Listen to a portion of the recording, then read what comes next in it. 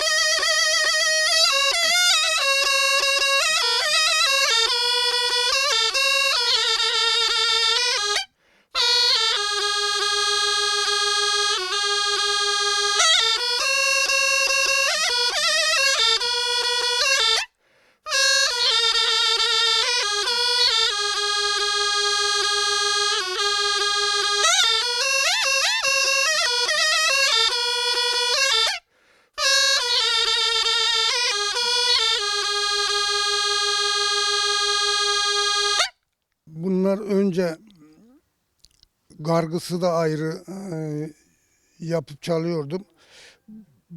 Böyle bir şey aklıma geldi bir yol. Bu şekilde yaptım. Bir ilki de burada görmüş olduk sevgili izleyenlerimiz. Gerçekten kutluyorum sizi Hüseyin amca. Sağ olasınız, Allah razı olsun.